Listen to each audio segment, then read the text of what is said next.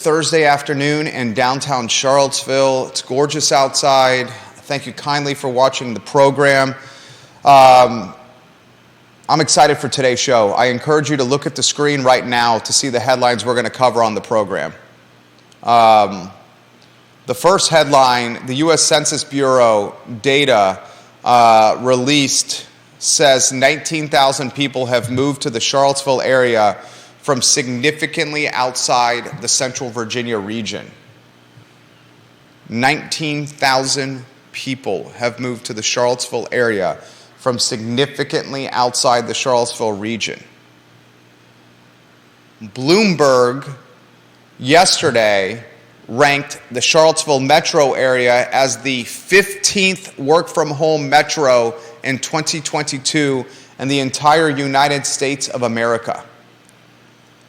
You have two very significant momentum drivers colliding at the same time. Momentum driver number one, the work-from-home area. Momentum driver number two, Charlottesville, quality of life, happiest place to live, very rich in amenities. People magnetized to these factors by the clip of 19,000 people. That topic on today's show. This is really impacting cost of living, home values, socioeconomic demographics, the level of affluence, and the homogeneous nature of the Charlottesville-Albemarle County region. I want to talk Sigora, the Daily Progress, watches and listens to the I Love CVille Network. And this morning, the Daily Progress released an article on Sigora Solar and embezzlement, a topic we've covered very closely on this show. What I'm going to do with the program today is offer solutions. I'm going to offer a solution if you're a Sigora customer. I'm going to offer solutions if you're a Sigora employee. I'm going to offer solutions if you are on the paid supply chain of Sigora. What you should do, how you should strategize, and the next steps you should take. I want to talk UVA undergrads today, now with the ability to major in data science. The 4-year-old data science school, a school funded by friend of the program, Jaffrey Woodruff of QIM fame, to the tune of $120 million donation, the largest private gift in UVA's history. The same visionary behind the Code building on the downtown mall, the owner of the building directly across the street from us, the Enterprise Center. His $120 million gift births the data science school, and now 4 years into its existence, the data science school and undergraduates, there's a major track. Before it was only a minor track. We'll talk cause and effect on today's show. I'm going to talk on today's program Zyahna Bryant. How would you characterize Zyahna Bryant? Let's weave Judah Wickower on a two-shot. I'm going to throw adjectives out there to describe Zyahna Bryant. You let me know if you feel like they're applicable and fair adjectives. Okay? Zyahna Bryant. Activist? Yeah. Fair? I think so. Black Lives Matter and Black Women Matter leader? Okay. Fair? I think so. Fat liberation or obese liberation spokeswoman? If that's what it's called, yeah. Fair? I mean, she was hired, right? By Dove Beauty to be a spokeswoman for fat liberation. Yeah. The catalyst or one of the catalysts for the removal of the Robert E. Lee statue in what was formerly known as Lee Park. Fair? Yeah. UVA graduate student. Mm-hmm. An individual who understands the power and the opportunity to create wealth through crowdsourcing on platforms like GoFundMe. Possibly. Not her first GoFundMe. Okay. Zyahna Bryant has a GoFundMe. I'm going to take the link to her GoFundMe and I'll put it in the comment section of my personal Facebook page. I'm going to do that right now. I've published it in my personal Facebook page, the link to the GoFundMe. I'm putting it in the comment section of the I Love CVille Facebook page. I just did it right now. I'm going to put it in the comment section of my LinkedIn page where the show is streaming. I did it right now. I will put it in the Twitter thread of this show so people can check it. I want them to read the copy on this GoFundMe, which was created by Zyahna Bryant's cousin. I'm posting that right now. And then I will put it on the I Love CVille Facebook group. Just did it. The I Love CVille Food Facebook group. Just did it. I mean, Zyahna Bryant, I'm giving you tremendous exposure for your personal GoFundMe right now. I'm talking about it on the show, and I'm sharing the donation link to your GoFundMe across all our platforms. I've now posted it on 15 Facebook pages, on Twitter, on LinkedIn. We'll post it on Spotify, iTunes, Apple Podcasts, YouTube, the Fountain app, on ilovecville.com, and our newsletter that goes out to hundreds of thousands of inboxes. I want to ask this question. How does the Charlottesville and Central Virginia community, in fact, viewers and listeners in totality of this fine and fair talk show, feel about Charlottesville activists? I can say embattled Charlottesville activists. Is embattled fair? I think so. Hosting a GoFundMe to the tune of $15,000 for her personal bank account. Everything I said was applicable and fair. Judah, the voice of reason on this talk show, just confirmed. Judah will also talk on this program. Home values, this is America-wide, United States-wide. At the end of August, we're at their highest home values in the history of any month of August in American history. The month just finished, August. American home values, highest value in Leo's history. August, Leo's born in August, many of them. I'm a Leo. We'll talk Siren, the restaurant, Laura Fonner's old stomping grounds, and compare and contrast it to Chad Ragland's old stomping grounds, Wild Wing Cafe. And I'll ask this question. The Siren vacant restaurant, currently open for lease, versus the Wild Wing Cafe restaurant, currently open for lease. Which location is a better spot to open a restaurant in the city of Charlottesville? First, our lead headline, a headline you found, Judah. I love when you find headlines. The U.S. Census Bureau recently released data. 19,000 people have influxed, inflowed, or moved to the Charlottesville-Albemarle area since the start of the pandemic. From the pandemic until now, 19,000 incremental citizens in the Charlottesville and Albemarle County area. The majority of these citizens, according to the U.S. Census Bureau, significantly outside the region.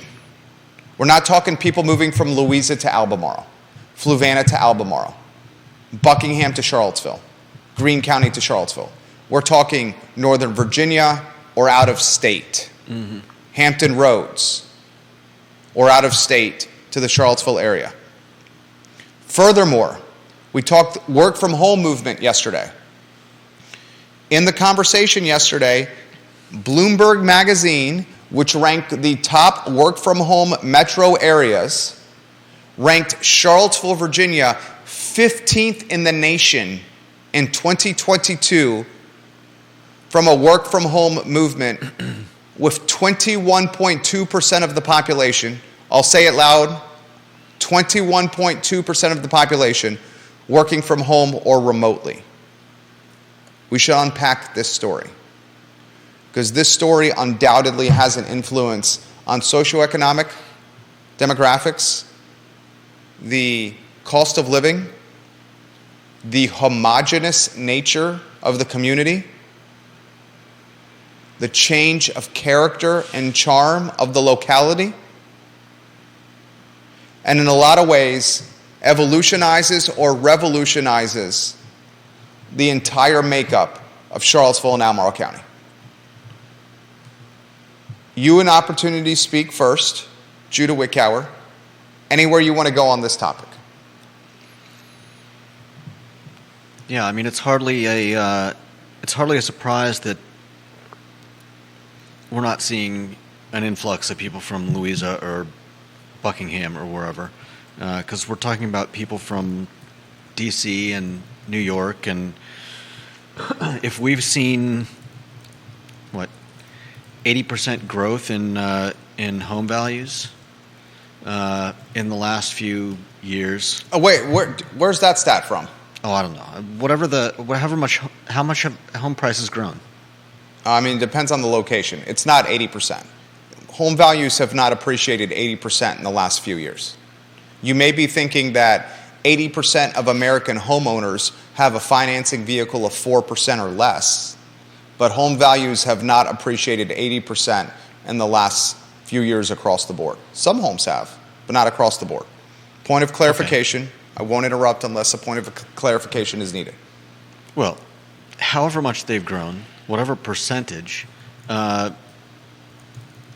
home in a place like New York that grows at the same percentage that a home grows in Charlottesville is going to provide a lot more extra than a home in Charlottesville. If your home starts off at $1 million and it grows 50%, say, and my home here started off at $100,000 and it grew 50%, the person with the $1 million home has a lot more equity now that can be used to leverage a similar size house here in Charlottesville, and might not even need to sell their original home, if they can find a way to leverage that well. The point being that 19,000 people moving here with enough money to, we've talked about this, enough money to buy out anyone else in Charlottesville who's looking to buy a home. And obviously it's not people from Louisa or Buckingham moving here, because I would imagine that it's people from Charlottesville who are losing out on these houses and moving to Louisa or Buckingham or further. Anything else you want to add? No. All right, here's my take on this, ladies and gentlemen. This is just the beginning. This is just the beginning. This is what's happening. Why do we live in Charlottesville? We live in Charlottesville for a litany of reasons. We live in Charlottesville for restaurants, breweries, wineries, outdoor living, outdoor amenities, hiking, rafting, Rivanna River, mountain biking, the downtown mall, the music scene, ACC sports, horseback riding, palatial estates, quality of life. All the reasons we call this place home, the entire freaking world knows. Because we're victims of our own success, media calling this the happiest place to live in America. I watched the former mayor, Nakia Walker, on her Facebook page. Nakia Walker, a few days ago, threw shade on Charlottesville. Imagine Nakia Walker throwing shade on Charlottesville. She threw shade on Charlottesville a couple days ago when it came to Charlottesville being ranked by yet another publication as here it is. Outside Magazine, Judah. Outside Magazine. This was posted on the City of Charlottesville official Facebook page. Outside Magazine just listed Charlottesville, Virginia as the 5th happiest place to live in the United States of America. Yeah. The 5th happiest place to live in the United States of America, Outside Magazine. And you know when she posted that? She said, throwing shade. I put a heart emoji on the post because I'm proud to call Charlottesville home and Central Virginia home. And I'm proud that media has recognized it as a happy place to live because it's why I live here. My wife lives here, our boys live here, and our many, many friends live here. Because we enjoy the community. The collateral damage of media recognition like this is attention. Yeah. You combine that media attention that attracts tens of thousands, hundreds of thousands of incremental eyeballs on the region with the University of Virginia experience. I went to UVA. My 4 years at University of Virginia were some of the best 4 years of my life, Judah. Literally. Some of the best 4 years of my life were first and second year, third year joining Phi Kappa Psi, the fraternity, and living in the fraternity house where I was the social chair and the rush chair and given the fraternity credit card to basically go out and party for 2 years of college.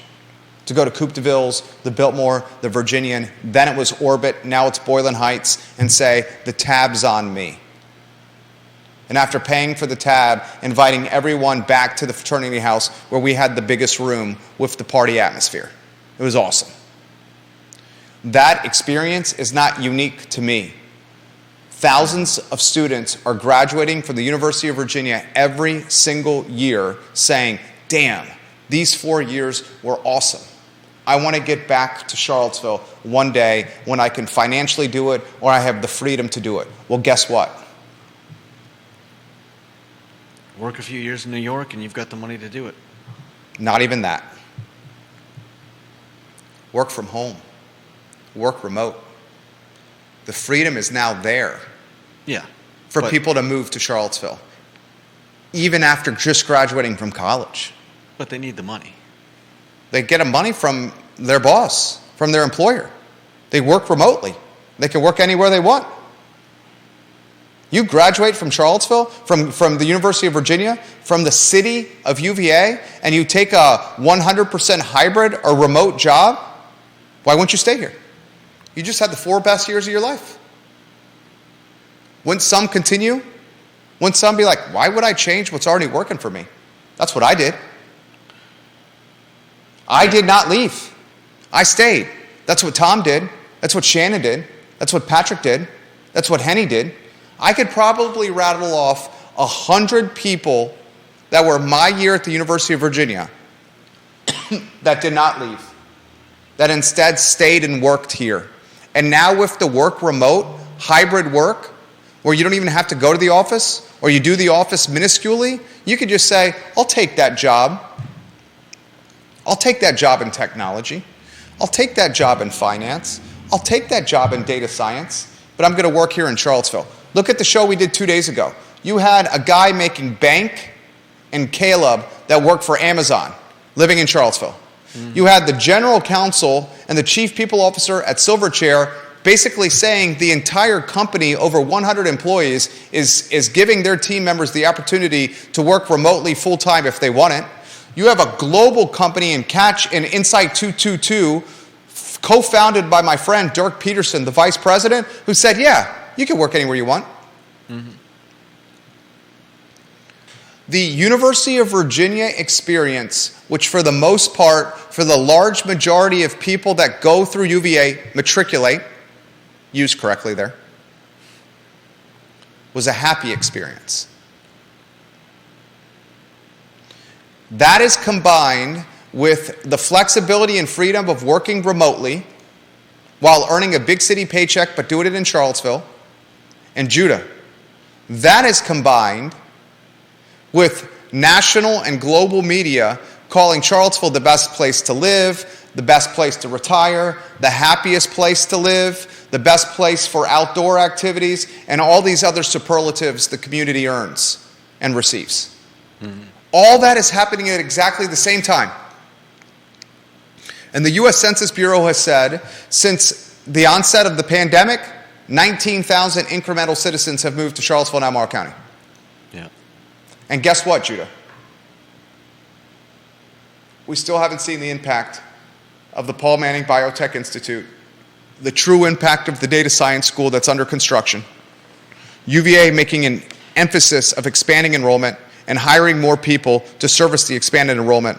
And wait till you see the $11 billion infusion into Louisa County by Amazon, 11 with a B, 11 billion, what that's going to do for incremental jobs. One board supervisor told me off the record it was going to be between 800 and 1,200 new people moving to the area because of Amazon.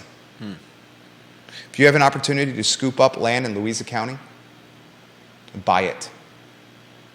And then kick me 6% later because you're going to build generational wealth through that purchase. Mark that down. It's no surprise, ladies and gentlemen, that home values this past August were the highest they've ever been, according to the National Association of Realtors, in American history. The month of August that just transpired, that August month on the calendar, the one we just had, the highest for home values in American history.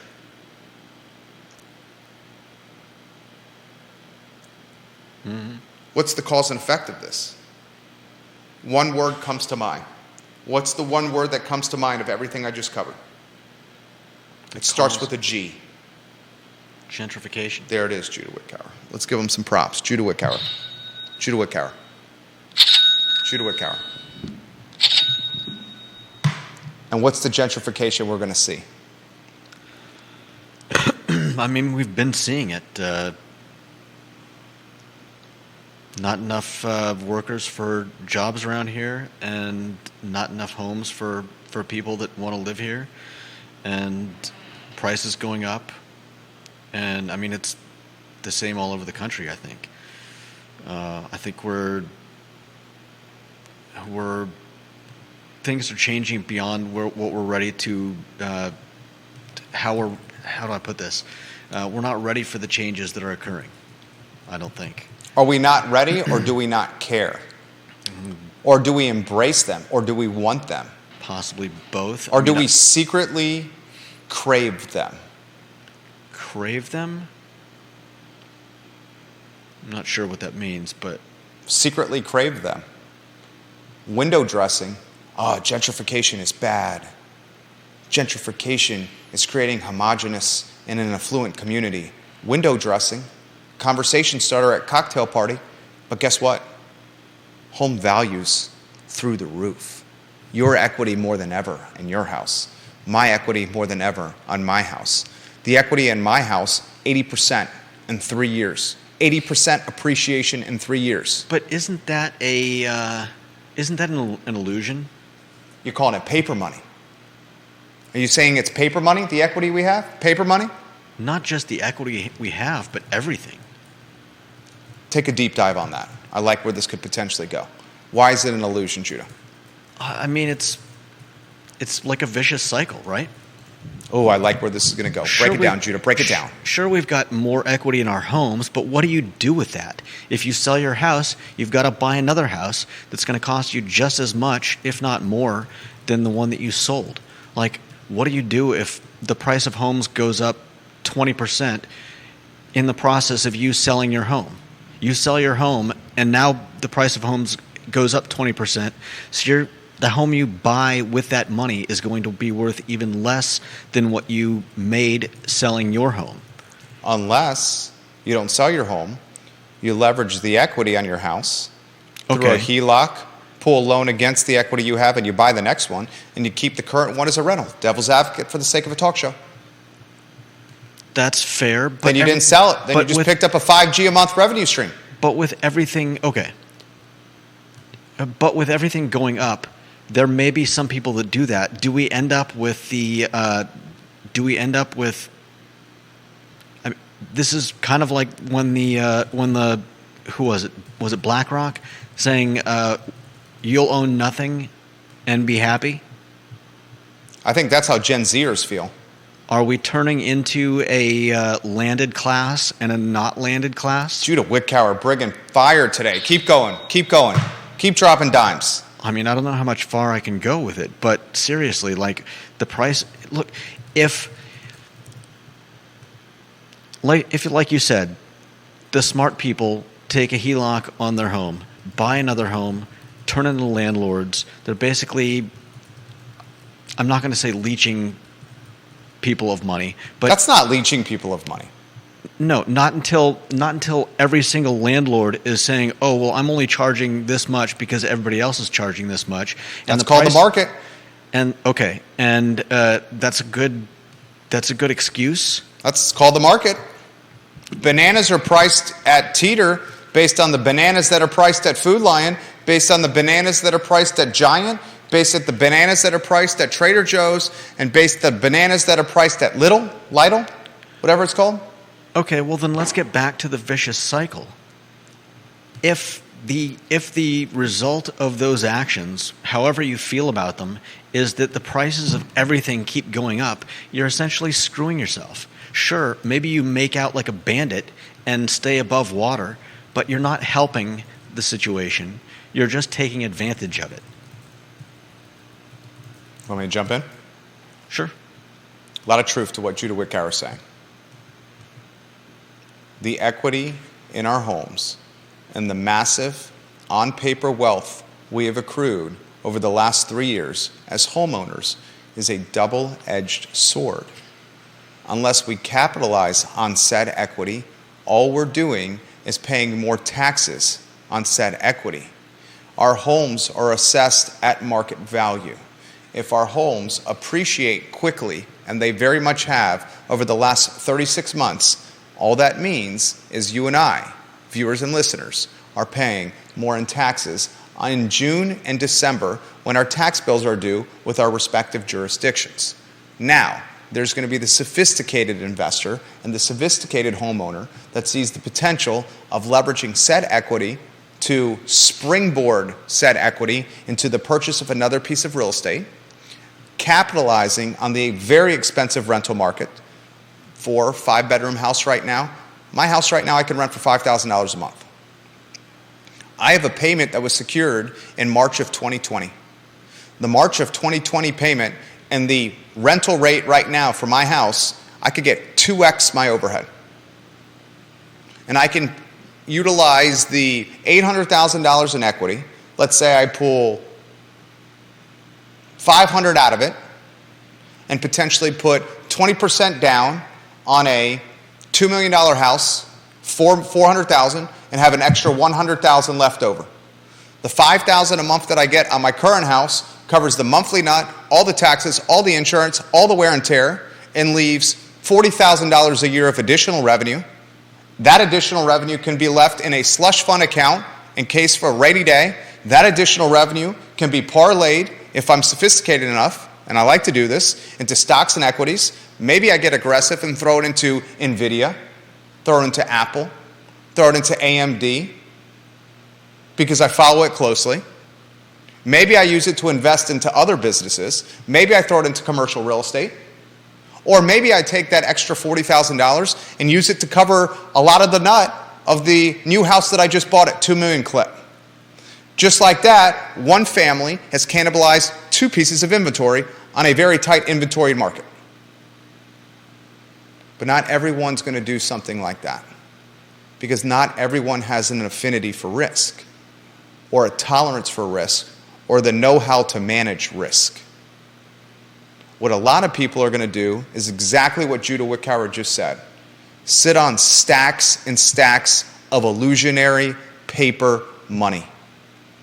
And that illusionary paper money is just going to cannibalize and erode and eviscerate their dollar and what they have in their bank account. Because in June and in December of every single year, they have to pay taxes on a home that's dramatically increasing in assessed value. Mm-hmm. The illusion of wealth. You know what that's called? There's a catchphrase for it. Real estate rich, cash poor. Real estate rich, cash poor. You have sociology happening before our very eyes. Students graduating from UVA, enjoying their 4 best years of their life. Then, as they graduate and take 6-figure jobs, because remember, the University of Virginia is the #5 public university in America. the number 24 private or public university in America. These students that are graduating from UVA, and now you have a data science major that's being approved, that's greenlit. Data science, one of the most critical majors out there, one of the most hireable majors out there, one of the most lucrative starting salaries out there, the data science majors. UVA is graduating students that are the best of the best, that are making bank, bank, bank. These students just spent 4 years of happiness and are now giving the opportunity to work remotely anywhere they want in a lot of circumstances while earning big city salaries. Some of them are staying here. That is happening at literally the same time that national media, Judah, is calling Charlottesville the best place to live in America, the happiest place to live in America, the best place for outdoors in America, the most retiree-friendly place in America. And that's all coinciding with Bloomberg and the national media saying Charlottesville is the 1, 2, 3, 4, 5, 6, 7, 8, 9, 10, 11, 12, 13, 14, 15th most dominant work-from-home market in the country. 15th, with 20% of our population working in their BVDs, their tighty-whities, their boxer shorts, their bathrobes, at their house. 19,000 people since the pandemic have moved to Charlottesville and Albemarle County, according to the U.S. Census Bureau. To put that in perspective, ladies and gentlemen, Charlottesville has a, let's see, what do you think Albemarle County's population is? What do you think, Judah? If you had a guess. Albemarle County's, I'm going to get to your comments in a matter of moments. Put your comments in the feed, put your comments in the feed, put your comments in the feed. I will relay them live on air. Then we'll talk Zyahna Bryant and her GoFundMe to fund her lifestyle. Judah. I'm horrible with population numbers. 80,000? How much? 80,000? In 2021, Albemarle County's population was 113,535. 113,535 in 2021. Charlottesville's population, let's call it an even 50K. In fact, let me get the exact number. Charlottesville's population, 45,672. 45,672. I'm adding Charlottesville and Albemarle County's population together. Judah, you know what the number is? 159,207. 159,207. 159,207. That means, ladies and gentlemen, that Charlottesville got an incremental increase of 12.8%, Charlottesville and Albemarle, in its population since the pandemic. Call it 13% for the sake of a talk show.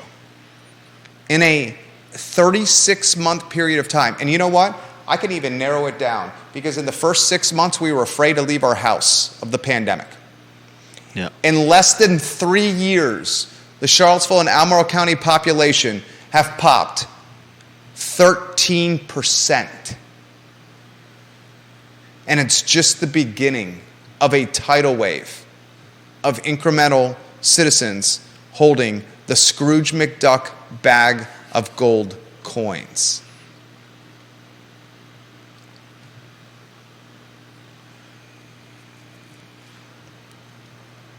Gentrification. What did you call the wealth? You had a great description for it. You didn't call it fake wealth. What'd you call it? Illusionary? What was it? An illusion? Illusionary wealth. Phony wealth. Paper money. Yeah. Real estate rich, cash poor. Let's get to comments. I'm going to go to the homie Deep Throat first. Deep Throat, watching the program. Deep Throat says, in comparison, 20% of people working from home is not that high. Boulder, Colorado, for example, is 32%. So he's offering a comp. He's exactly right. Boulder, Colorado, ladies and gentlemen, was number one on the list, according to Bloomberg, at 32%. Charlottesville was 15 America-wide at 21%. Deep Throat also says this, and he's kind of tipping his hand right now by saying, as a trader, I always have to say, be careful of extreme prices set at low volumes. What's that mean, Judah? Unpack what that statement means. Extreme prices set at low values. Low values or volumes? Low volumes, excuse me. Be careful of extreme prices set at low volumes. Thank you. I think what he means is that at low volumes, things may seem precious, and so a high price may not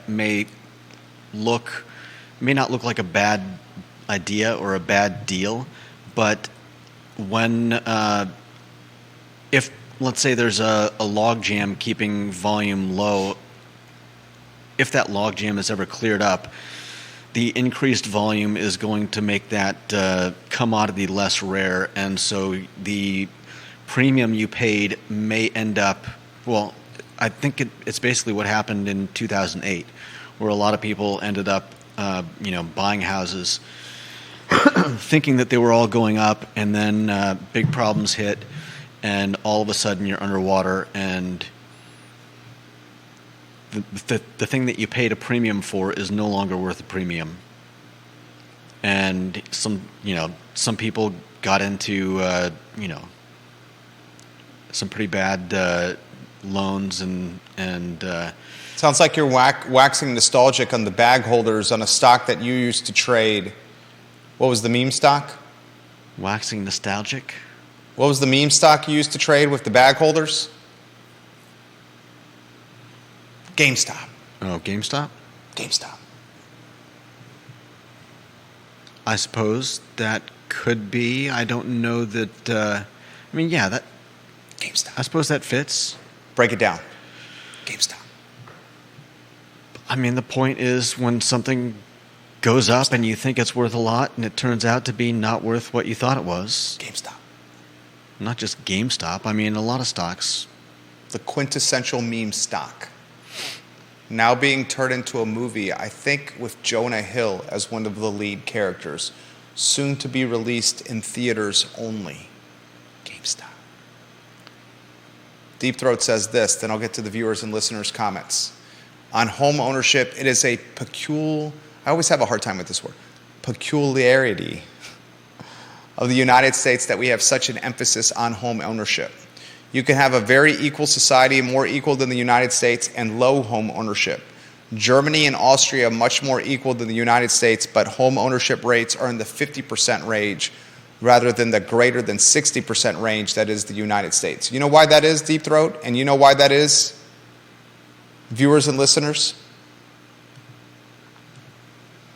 Because the American dream that we were trained and raised upon is undoubtedly centered and rooted with the single-family home, the white picket fence, the 2 or 3 children, the golden doodle or the lab in the backyard, in a cul-de-sac home in suburbia or safe Oak Street, Elm Street, Maple Street, in a neighborhood where kids can go from house to house with parents in each abode looking after the neighborhood children. The American dream is I will go and work and earn money and buy a house and get a white picket fence, a wife, a couple of kids, a Labrador named Sammy, a backyard with some roses and some daffodils, and allow our children to play in the front yard or to scatter shoot to the neighbors' yards in fun fashion until the dinner bell rings, calling all the kids inside for some meatloaf and mashed potatoes. We have been effing brainwashed. And the real state of affairs for America, and Gen Zers and young millennials are facing this. Zillennials, young millennials, Gen Zers.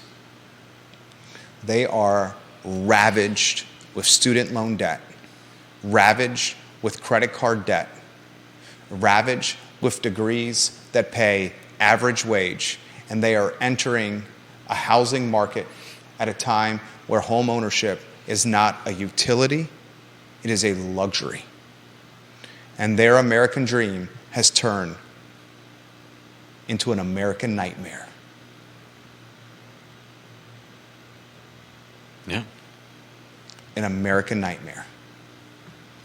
And in this country, we have a saying.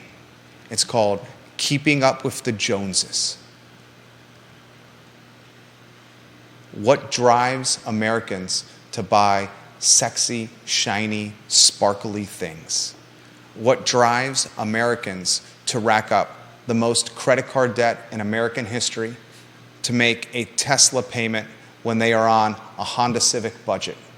It's called keeping up with the Joneses. What drives 57% of Gen Zers to want to be social media influencers? Keeping up with the Joneses. What drives Gen Zers and young millennials from becoming plumbers and electricians and HVAC servicemen and women? Keeping up with the Joneses. What drives Gen Zers and millennials on their LinkedIn, their TikTok, their Instagram, their Snapchat to put, I'm an entrepreneur, I'm a founder, I'm a CEO? Keeping up with the Joneses. Warrior AG says that new movie about GameStop is called Dumb Money, and he can't wait to see it. There was always going to be someone holding the bag. What was the guy's name? Funky Kitty? Roaring Kitty? What was his name? Roaring Kitty? Roaring Kitty? Was that the head of the Reddit forum, Wall Street Bets? That's not what his name was. He wasn't the head of... What was the guy that got the glory? You know his name. Don't tell me you forgot his name. You used to talk about him all the time. You talking about Roaring Kitty? Or you talking... Roaring Kitty, was he the one who would do the live streaming and tell people to jump in? He's the guy. He never told anyone to jump in. He said he found a good value. And he'd stream it all over social. And people followed his lead. Was it him? More or less. Was it Roaring Kitty? Yeah, Roaring Kitty. His other nickname was Deep Effing Value. That's my guy. Deep Effing Value. A guy who used a smoke and mirror Ponzi scheme to make the wealth off of idiots on Reddit. Well, it's clear you don't know anything about it, so... Deep Effing Value talked about stocks to buy, got other people involved in it, drove up the price of the stock, and got out before it tanked. You're saying one guy drove up the price of a stock? He had a huge on the impact stock on market? that. There's documentaries about this guy on Netflix right now. Would you like me to tell you the name of it? No, I could find him if I wanted to watch him. I watched it. Who is Roaring Kitty? The Netflix documentary is called Eat the Rich. Okay. The documentary's synopsis or theme. The GameStop saga of 2021 was born in Reddit's Wall Street Bets forum, a message board where users convened to discuss investment ideas. In 2019, a user called Deep Effing Value started posting screenshots and research saying the shares of retailer GameStop were to him undervalued. He encouraged the entire forum to purchase shares in GameStop. This drove massive purchasing of the stock until he got out first. It's in the Netflix synopsis about the documentary. Anyone can find it online. I watched the documentary.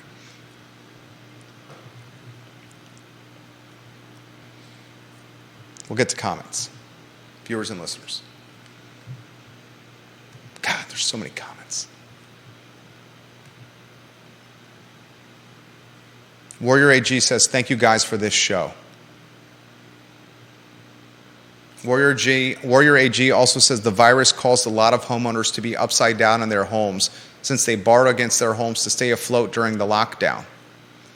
No doubt. He says it's not just taxes on homes going up. All personal property taxes are going up.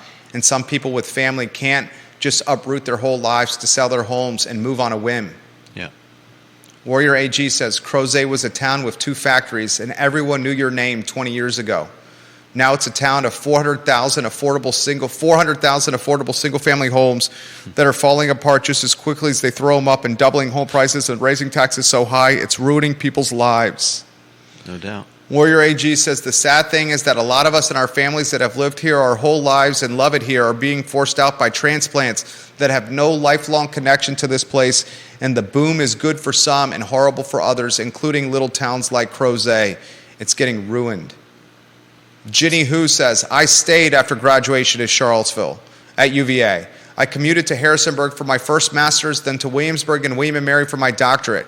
I got married and bought a house in Albemarle in between those two. I stayed like Jerry.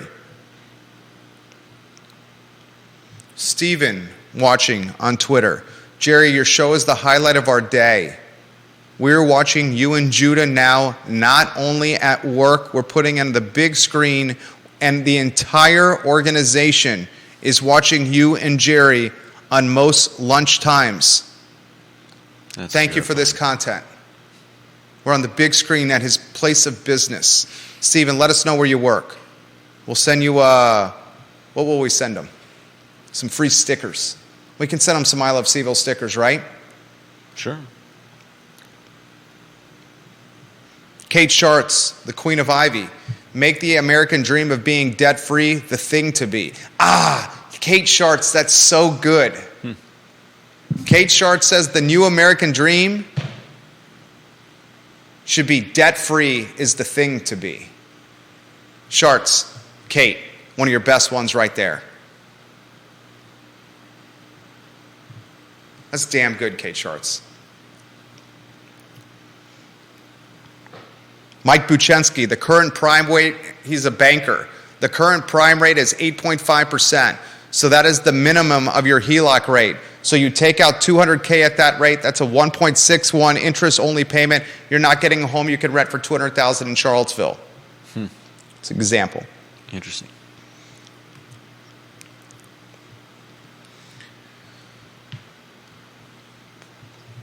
I will not sell our house. We'll rent our house and buy the next one. And we'll rent it for $5,000 and buy the next one. My mentor taught me this. Who's my mentor? You see him? You've talked to him? He was in here a few weeks ago. Who's my mentor? Bill Nichman. Bill Nichman. Bill Nichman, at his peak, owned a couple $100 million of commercial and residential real estate in Charlottesville and Albemarle County, including an entire city block in Charlottesville, Virginia, the city. Bill Nichman taught me this. Everyone forgets how steep the opportunity cost is of buying real estate when they go to sell it.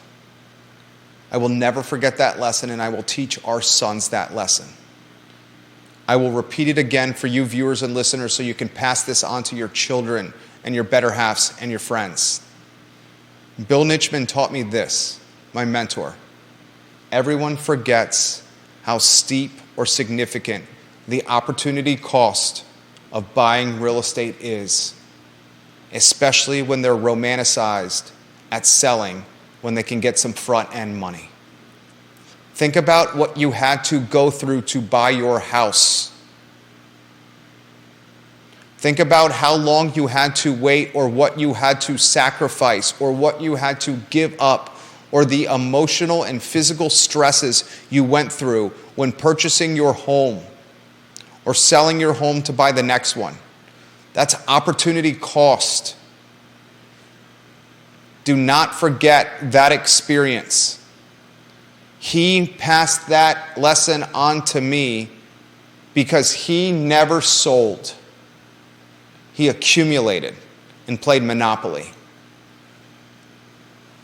Literally played Monopoly.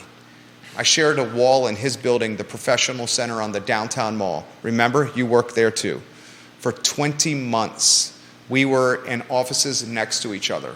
And for 20 months, I was an annoying pest, literally knocking on his door to come in his office to sit down and talk to him about anything he wanted to talk about. This was like 12 years ago. And to his credit, he never said, no, don't come in. And today, we go out for lunch. We still do work for him. We get coffee. We just walk up and down the downtown mall. And I'm still that guy. Kevin Higgins in Greenwood says this: what happens to the real estate market when employers leverage the 100% remote work benefit to reduce salaries? Employees love the savings on gas, and employers know that savings is like a few extra paychecks a year. It will not be long before they take that back through reduced salaries. Are people really going to give that freedom up if their pay gets lower? Great comment by Kevin Higgins. I'm going to respond to that. Kevin Higgins, that's happening right now. Businesses, Fortune 500, Fortune 300, 400, Fortune 100, Fortune 50. They're saying, you want to work remote and you don't want to come into the office and you don't want to work in the city where our headquarters is located? We're going to slash your effing pay.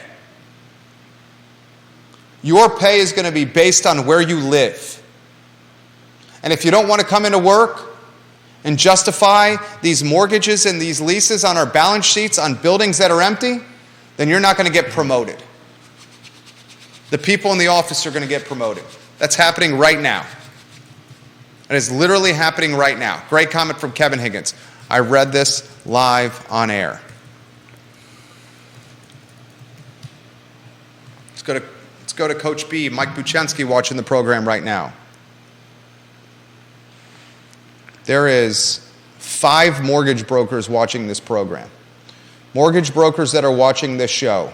I want to fill one of our branding slots and advertising slots with an exclusive relationship with a mortgage provider and get you a crap load of business and allow you a vehicle to talk about anything you want. DM me if you think that opportunity is something you want to pursue. And I'm going to tell you right now, it's going to get you stacks.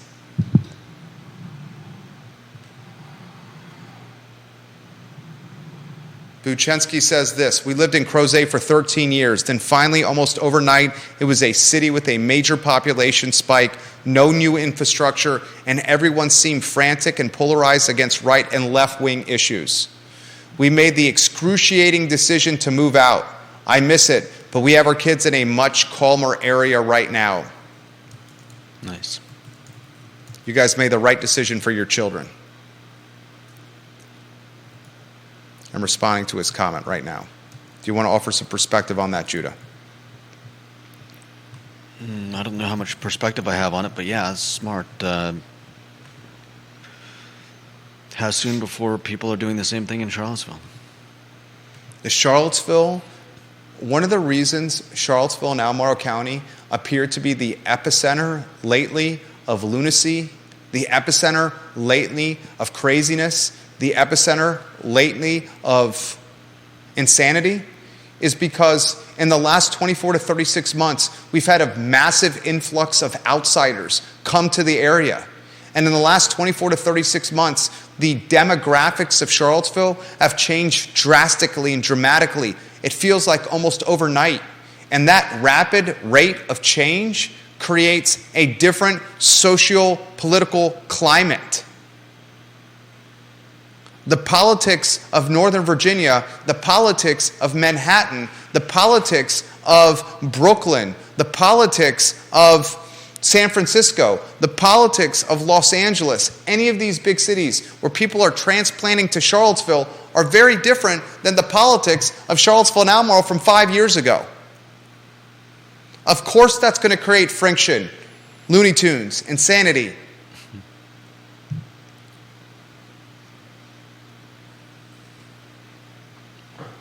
Kevin Yancey in Waynesboro. What's happening to CVille is exactly what UVA did with season ticket holders with UVA football in the 2000s. They made the tickets up to the highest bidder, and the hell with the people who've lived here their entire life.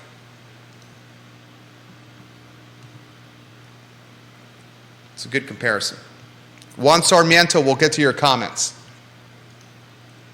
9 different states watching Judah Wickhauer and I on the program. 9 states watching you right now. 9 states, Judah. Vanessa Parkhill in Earlysville. The American dream helped many way back when to be self-sufficient. raise, grow their own food. That was not keeping up with the Joneses. That was embracing freedom and independence. The difference with many today is they are looking for someone else, often the government, to take care of them. Do you want to touch on that? It was a conversation we had with the Earpies prior to this show. I noticed you had a little tension in your shoulders during that and had some disagreement. Do you want to touch on that at all? No, I don't know if I disagree. It's certainly true. There are people that have some expectations. I don't think there's any cut and dried answer here. Some people will argue till they're red in the face that that there is freedom of choice and you make your bed and you sleep in it and everybody's got the same opportunities, and if you don't make the best of them, then, well, you get what you deserve. There are other people that say that there isn't equality in opportunity, and that sometimes people need a hand up. And I don't know that either side is 100% right. What do you mean there's not equality and opportunity? I mean, I'm not sure how. Well, you have to unpack that. What is, there's not equality and opportunity? It means that not everybody has the same opportunity starting off. Not everybody has the same chance to do. Not everybody has the same chance to go to UVA. Not everybody has the same chance to. There's not equality in the opportunities available for everyone. And I'm not saying that like, some people deserve some extra handout. I'm just saying that there's not everybody has the same opportunities.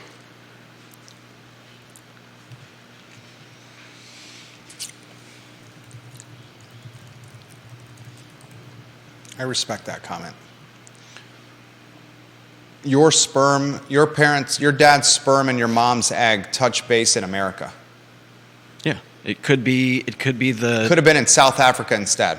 Right. It could be the place that you were born. It could be the color of your skin. It could be your IQ.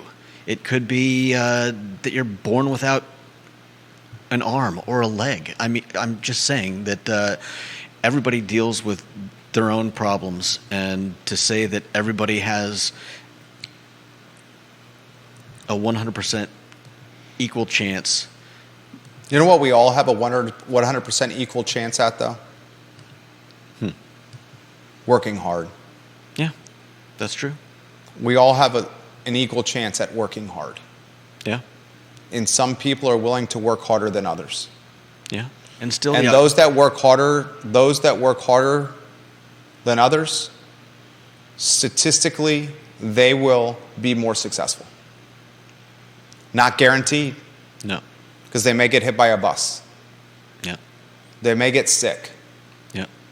They may make bad decisions in the hard work they do. Their business may get destroyed by COVID or a hurricane or a tornado, an earthquake.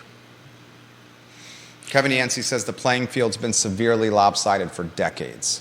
Yeah, I would tend to agree. Other topics we need to get to on the program. I want to get to Sigora. Put me on a one shot. And then we're going to talk Zyahna Bryant's GoFundMe. First, Sigora Solar, Sigora Home. Am I on a one shot? Yep. Thank you. Look at the article in the Daily Progress today.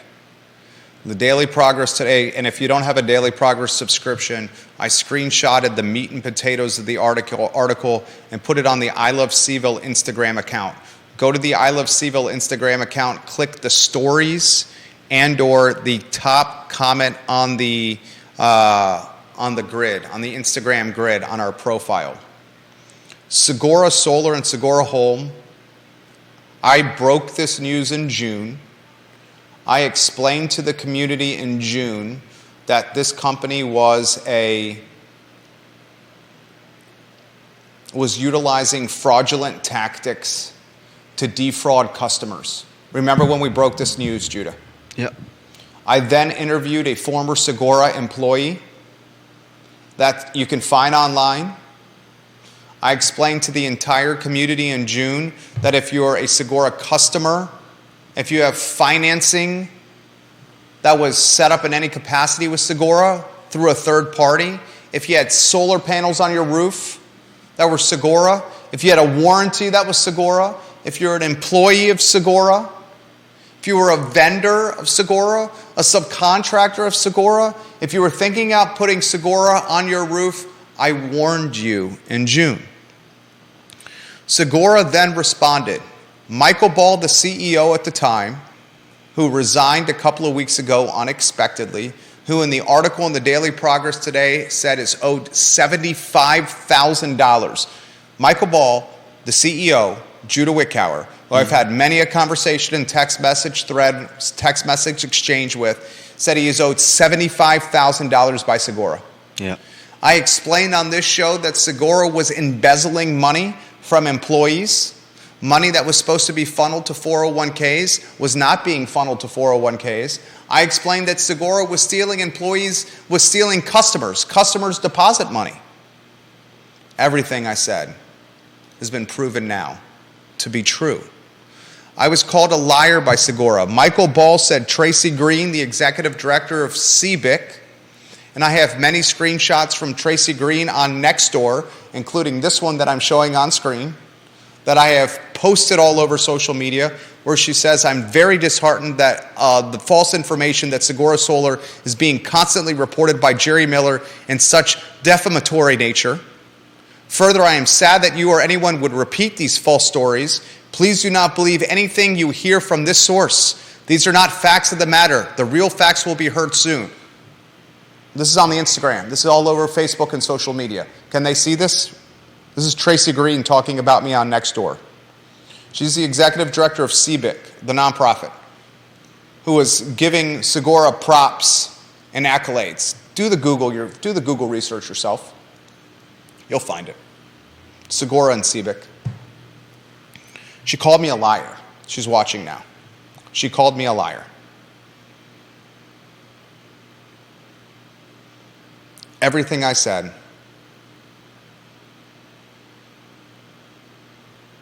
true.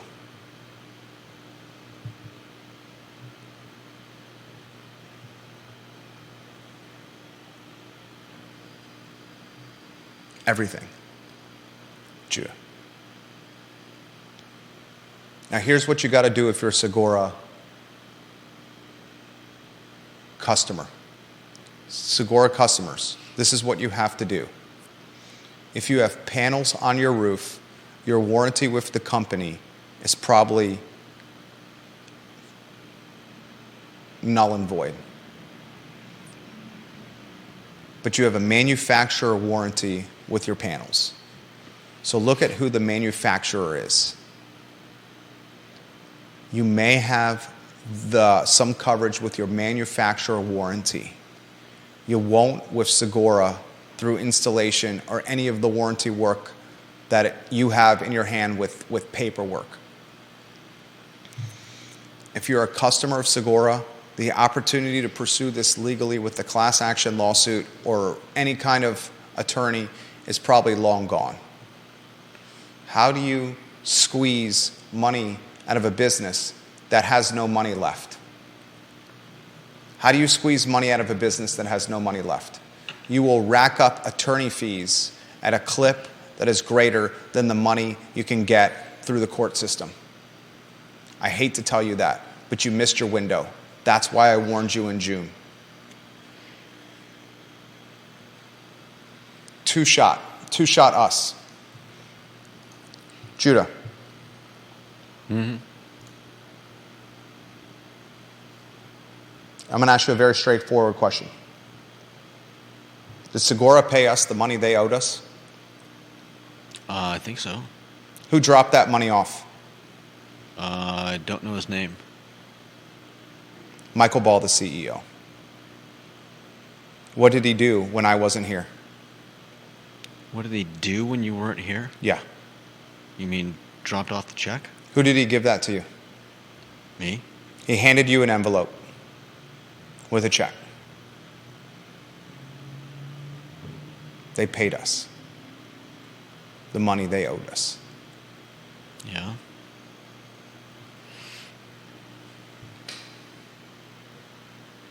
Not everyone has what we have.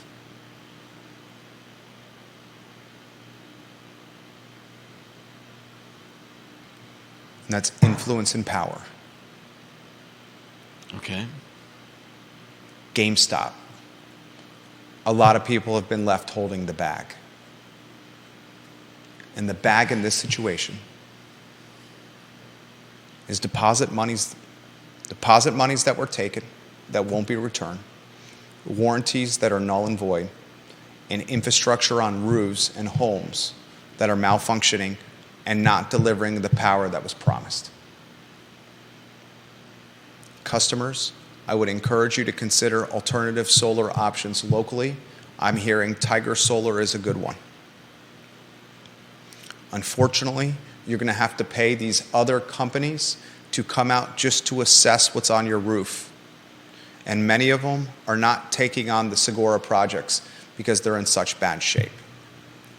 If you're a Sigora employee, and many of you are owed tens of thousands of dollars, I hate to say this, but outside of filing reports with the Virginia Department of Labor, which in the grand scheme of things, filing reports with the Virginia Department of Labor provides no value whatsoever. Look it up online. The Virginia Department of Labor has a backlog of claims that is decade long, and they have no personnel to pursue that backlog of labor claims. It's facts. Look it up. Everyone knows this that owns a business. The Virginia Department of Labor can provide no value to you.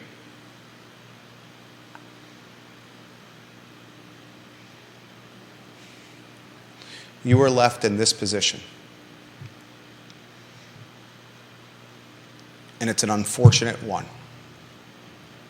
Explaining to every future employer why your last position of employment was a company that practiced criminal behavior, and why you stayed at this company for so long.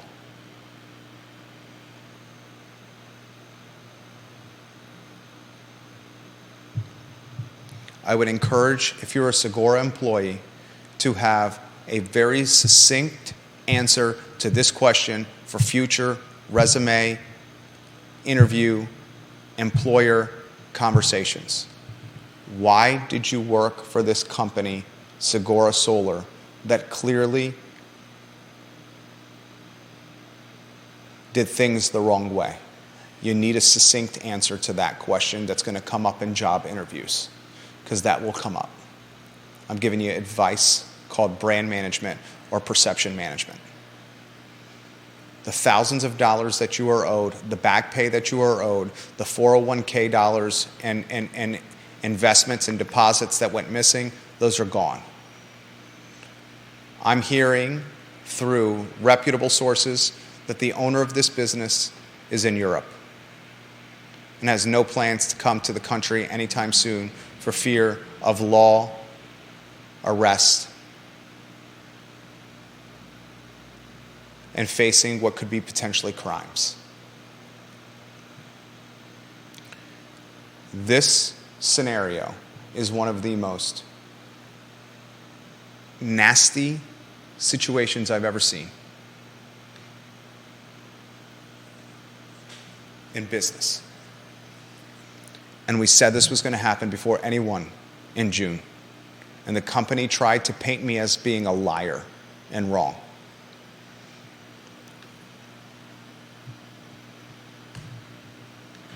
If I'm going to say something on this show, whether it's Hunter Smith in finance, negligence,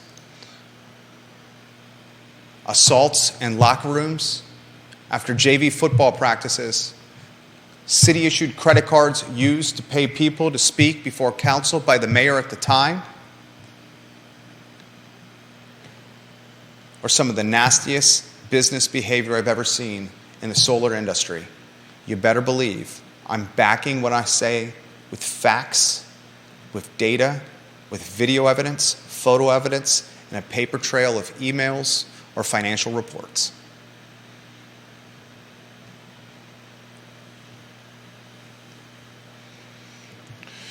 Zyahna Bryant. Are we on a two-shot?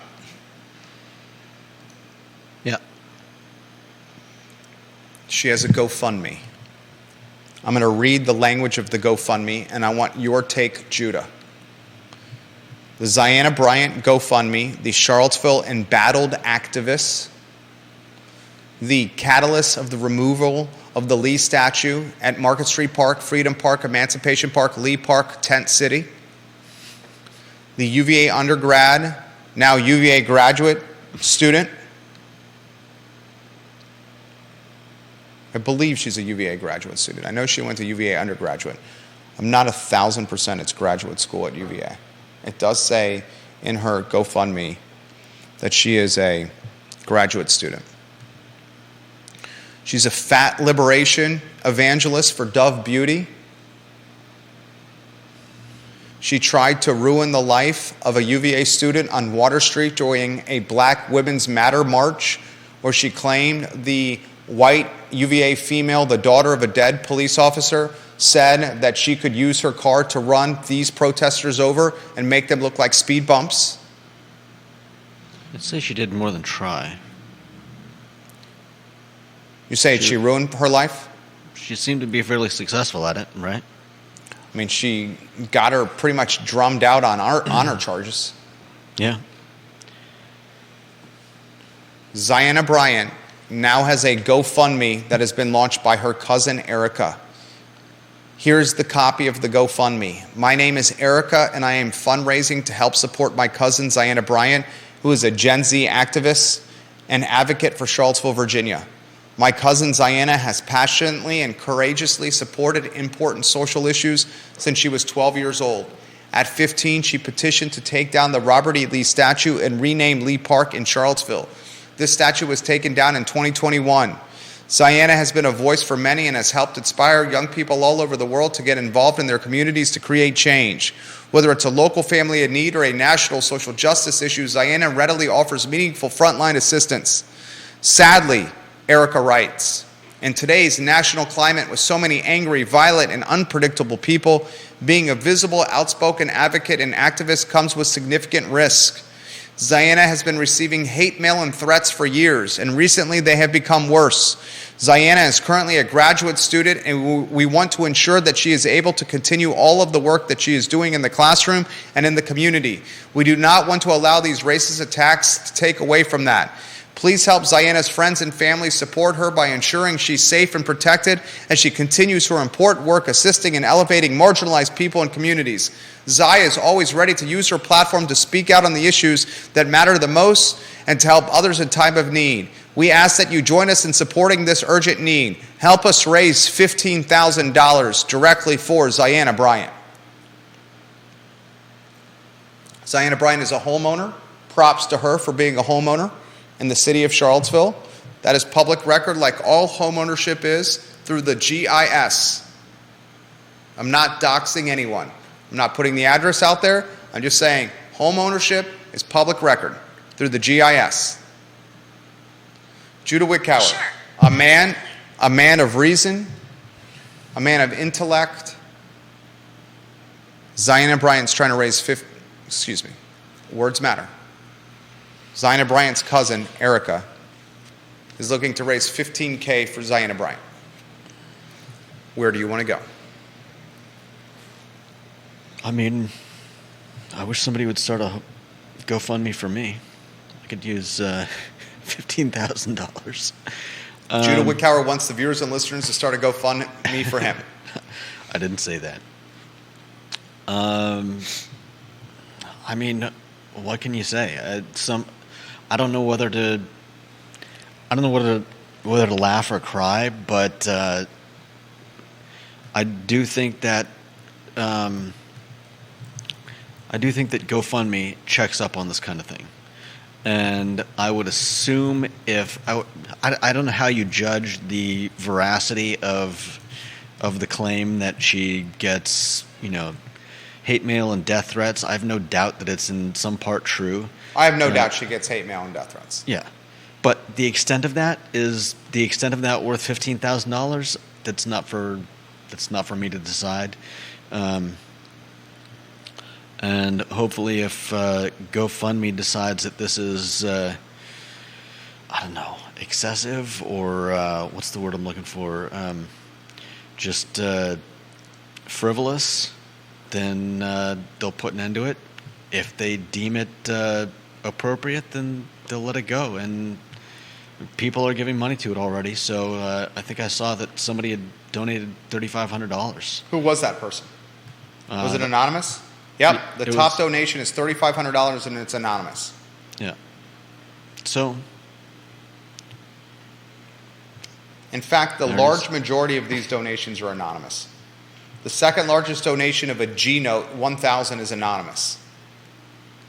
Matthew Gillikin gave 50.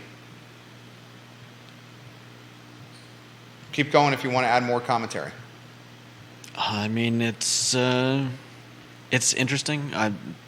Beyond that, it's for wiser men than I to judge. She's raised over $8,000 in 3 days. The threshold, the tipping point, is $15K.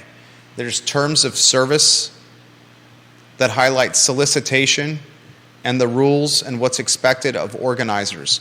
Interestingly, GoFundMe, many people don't know this,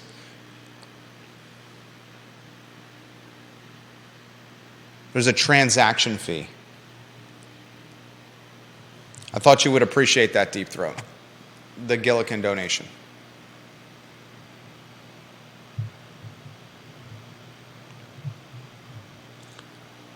Carol Thorpe has this comment. The Queen of Jack Jewett.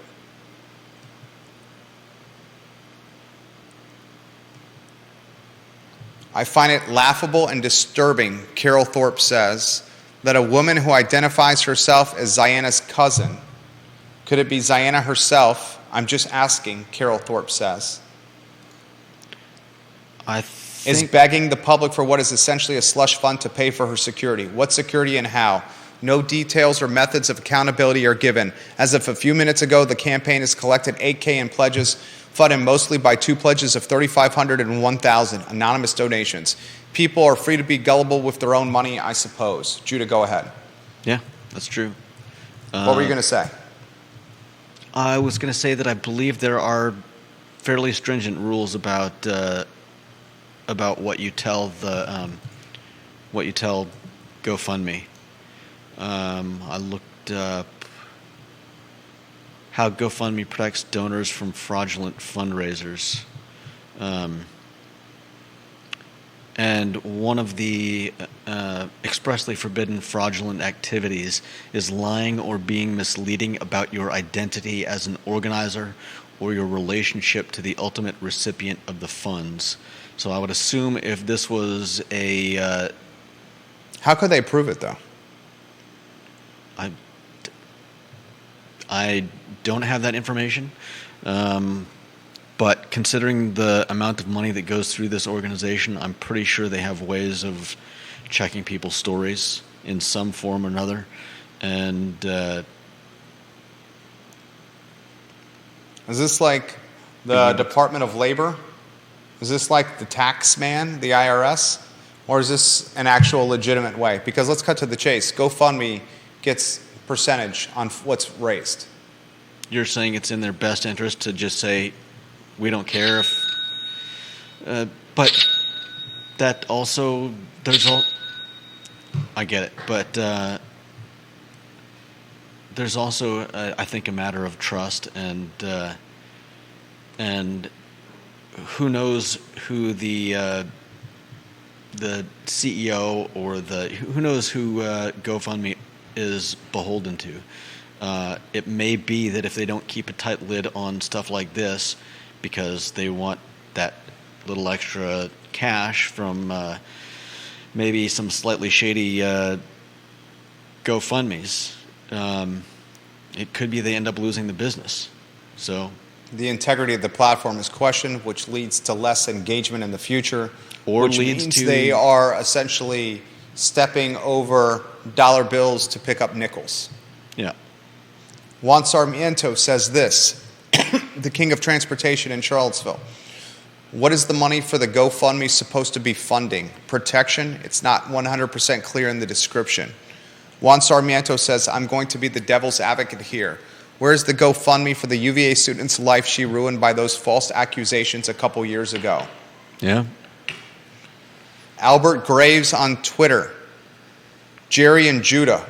I am the breadwinner for a family of 5 that works 2 jobs. I work 2 jobs, Warrior AG Albert Graves says. My day starts at 3 a.m. and it ends at 11 p.m. and it goes 6 days a week. Oof. Where is my GoFundMe, Jerry and Judah? Ginny Who. Oh, start the GoFundMe for Liza. You'll get way more than $15,000, plus plenty of hamburgers. Hear that, Liza? We're going to make you rich.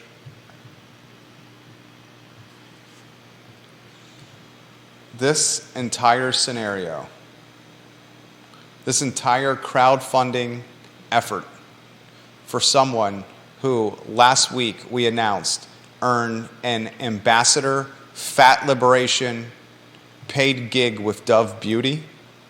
She may no longer have that. I believe Dove was fairly embattled by Dove that got decision ripped as well. Carol Thorpe says Rory Stolzenberg gave $50 to the fundraising effort. Carol Thorpe says Zyahna is on scholarship at UVA. She owns a house. She wrote a book, and she needs her cousin to set up GoFundMe to solicit funds for her.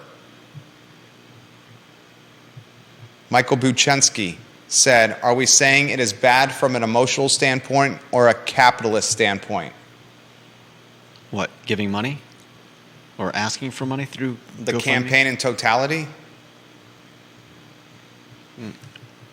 I don't know. I mean, for anybody saying where's my GoFundMe or where's the GoFundMe for Morgan Bettinger, I mean, anyone is free to set up a GoFundMe.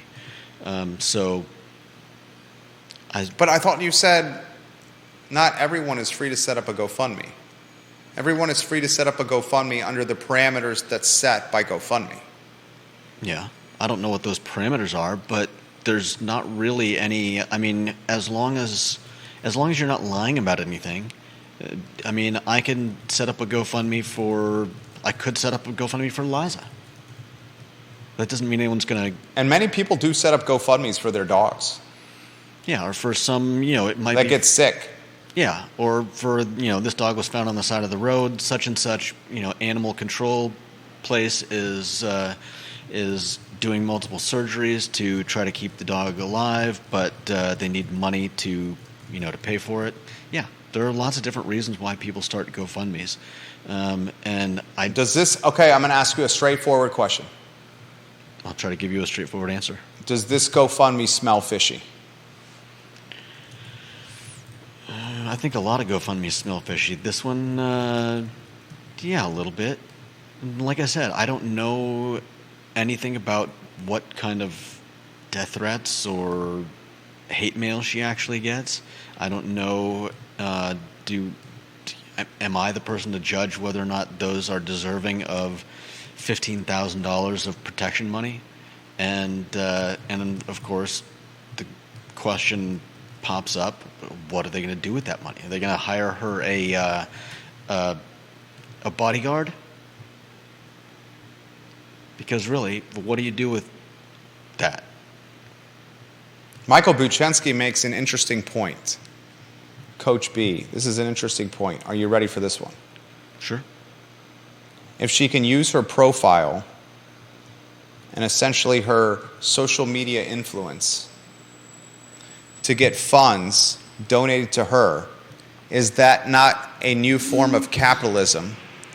People may not agree with it, but if you use the system to your benefit, you win, right?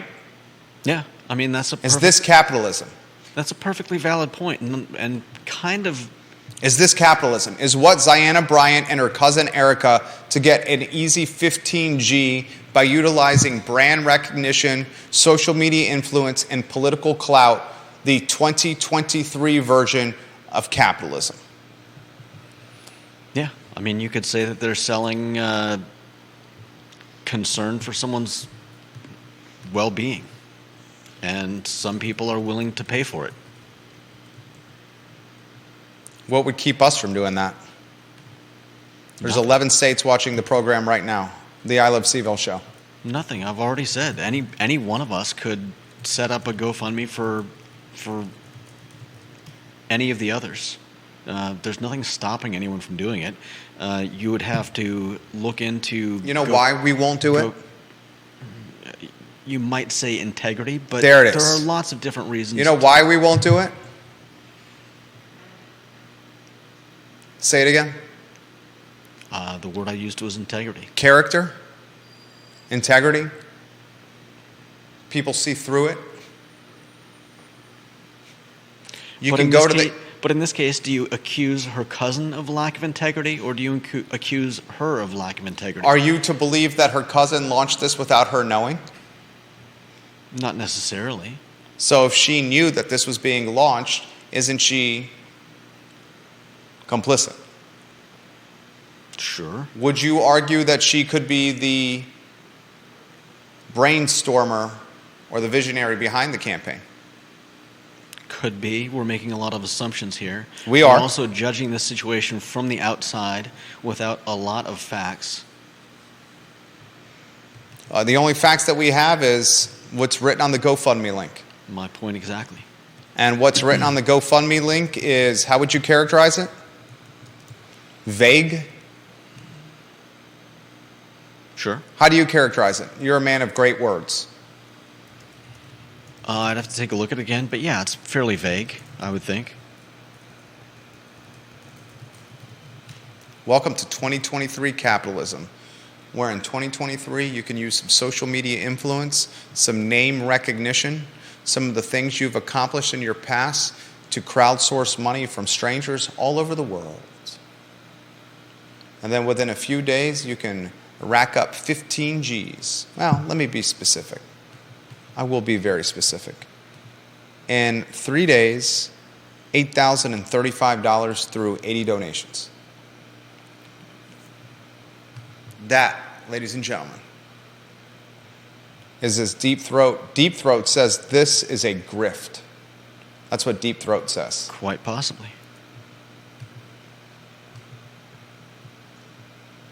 Grayson watching the program. Jerry and Judah, there's a reason people watch this show by the thousands is because of you covering this topic right here. You boys are unafraid. North Downtown.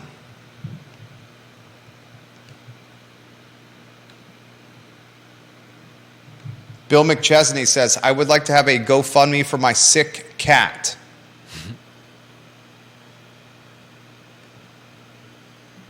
Kelsey says, I need a GoFundMe. I have an iguana that's missing a leg. There you go. How much does it cost to replace an iguana leg? Don't iguanas' legs regenerate? Some lizards do. I'm not 100% sure about iguanas. Do iguanas' legs regenerate, or was that her joke that it's a grip? Don't iguanas regenerate? May have been both. Lizards can regrow limbs. Oh no, she just shared a link. Iguanas cannot grow lost limbs. There we go. I believe some lizards can, but Iguanas cannot regenerate.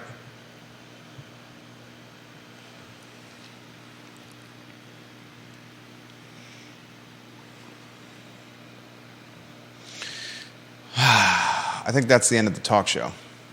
Did we cover all the topics? We're going to have to save Siren versus Wildwing Cafe and what's a better location for tomorrow.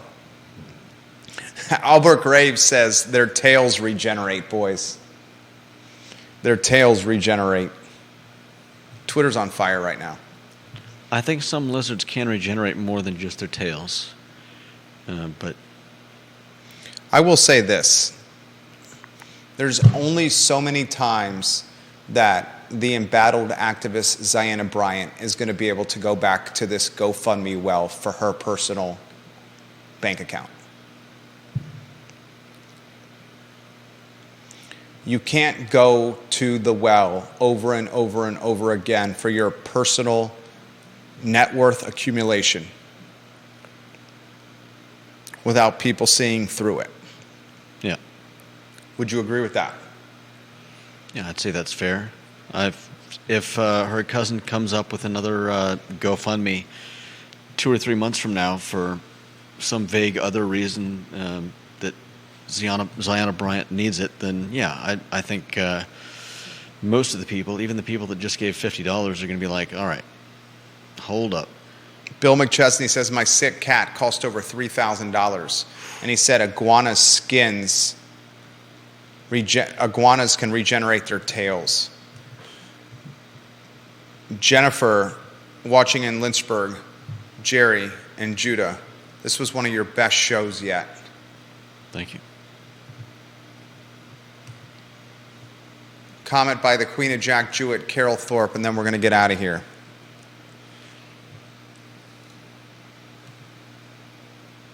By the way, Jerry and Judah, are you aware that Zyahna called the Charlottesville police on a reporter that worked for the Daily Mail for simply politely ringing the doorbell at her house and seeking comment for an article? They wrote about it in the Daily Mail. Chief Kachas called the Daily Mail to tell them that while they did nothing wrong and broke no laws, she felt uncomfortable. I find it ironic that after Zyahna was so vocal calling for defunding the police, she called the police on a reporter ringing her doorbell. Yeah, I'd heard something about that. Michael Buchensky says, white guilt in Charlottesville is worth millions. Or at least 15,000. Well, $18,035. 8,000 what? Or $8,035. Yeah. That was funny. So far. That was funny. Yeah, so far. Well, that was hilarious. What you just said right there. That was deadpanned and funny. We should follow this total. Do you think she hits 15,000? I don't know how long it has to go. I don't think this one has a time restraint on it. I think they all do. I don't think so. You know more about this than I do. I think, let's see. I think some of them don't.